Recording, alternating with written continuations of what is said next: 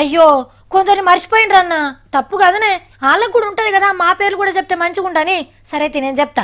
పొన్నం ప్రభాకర్ అన్న, మధుయాష్క్ అన్న, వంశీచంద్ అన్న, సర్వే సత్యనారి సారు, శ్రవణ్ అన్న, అద్దంకి దయాకర్ అన్న, అంజన్ కుమార్ అన్న, ముఖేష్ గౌడ్ సారు, సవితా ఇంద్రారెడ్డి అక్క, సునీత లక్ష్మారెడ్డి అక్క, పొంగులేటి సుధాకర్ రెడ్డి సారు, ఇంకెవరు ఉన్నారు, కోమటిరెడ్డి రాజగోపాల్ రెడ్డి అన్న. అయ్యో పెద్ద మనిషిని మర్చిపోయినా, జైపాల్ రెడ్డి సార్ కూడా ఉంటాడు. ఇంకా ఇంకా అబ్బా ఇట్లా చాలా మంది పేర్లు ఉన్నాయి. అవన్నీ చదివితే అర్ధగంట టైం దీనికే పోతుంది. ఇంతకీ ఇప్పుడు ఇలా పేర్లు ఎందుకు చెప్పినా మీకు చెప్పలేదు కదా.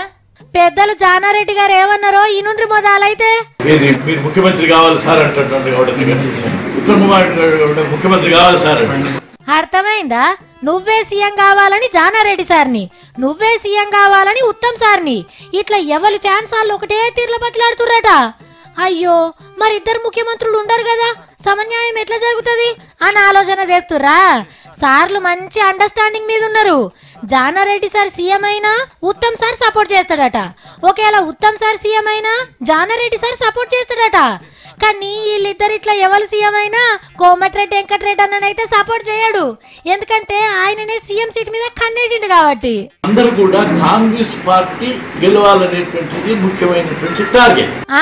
అట్లనే అందరు నేనే ముఖ్యమంత్రి కావాలని కూడా కోరుకుంటారు సారు.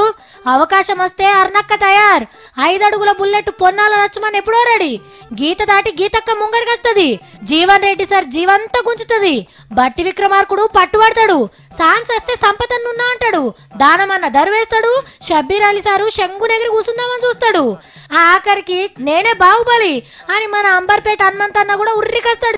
నా నజర్లో నేనే అంట, ఎందుకు బాహుబలి కావద్దు అంటారు, బాగా ఉన్నదేమిరా బాబు. ఏ ఈళ్ళ నాళ్ళనేంది, పవర్లకు వస్తే పార్టీలు ఉన్నోళ్ళంతా నేనే ముఖ్యమంత్రిని అనుకునేటోళ్ళే.